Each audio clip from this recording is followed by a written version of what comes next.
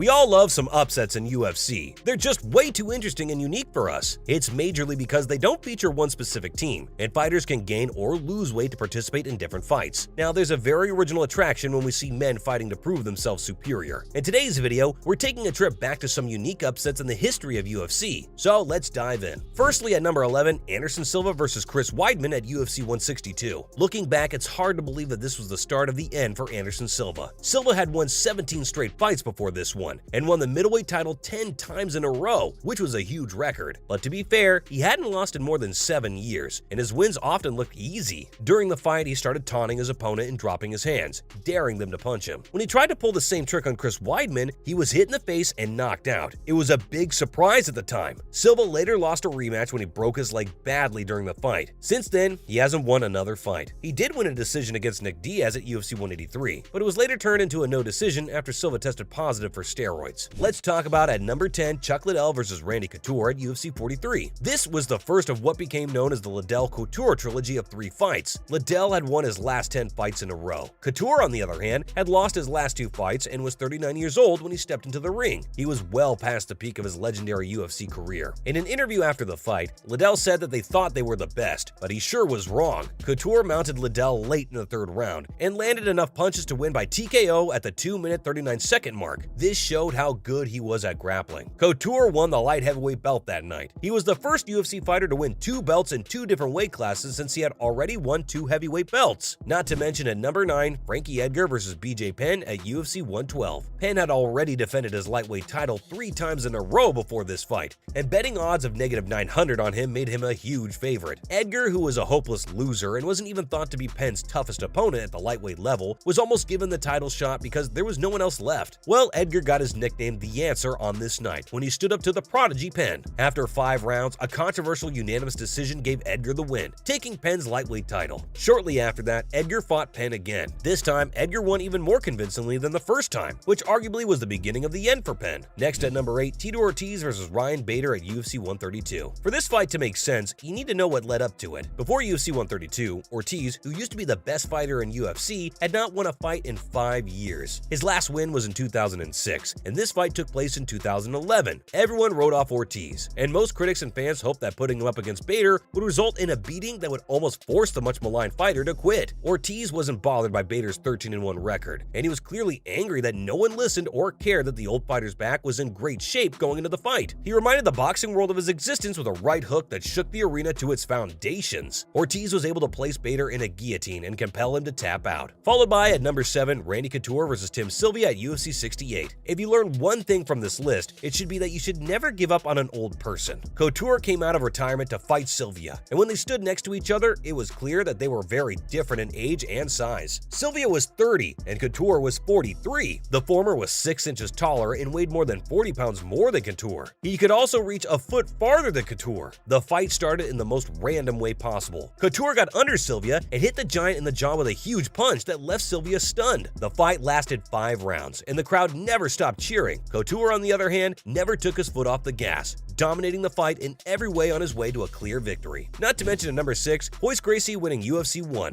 He was tall and skinny, and he was trying to spread the word about Brazilian Jiu-Jitsu, a new way to fight. He was the founder of the UFC, and his name was Royce Gracie. The impact of Gracie on the UFC and on mixed martial arts in general can't be overstated, but his win in the first official UFC was surprising and caused a lot of controversies, which are 2 things that still happen in the sport today. That night, Gracie beat 3 fighters, including UFC Hall of Famer Ken Shamrock, to win the title. He did all this in just 4 minutes and 59 seconds. At UFC 1, the legendary Shamrock's fight in the semifinals was the fight that caused the most trouble. Gracie put Shamrock in a rear naked choke and forced him to submit, but Shamrock says that Gracie used his gi suit as a ligature to help him with the submission. The claims didn't get any attention, and Gracie is still the first UFC champion ever. Moving on to at number 5, BJ Penn versus Matt Hughes at UFC 46. BJ Penn had the ability to become one of the most prolific fighters in UFC history, but it was his inconsistency in big fights that forever put a blemish on what was otherwise an incredibly successful career with the UFC. So after losing twice in shots at the lightweight title, in which one was technically a draw, Penn decided that it was time to shake things up. But not many expected that shakeup to include a jump to the taller and heavier welterweight division. Penn got into the ring against the incumbent champion Matt Hughes, and for most critics, this fight was gonna be a wash.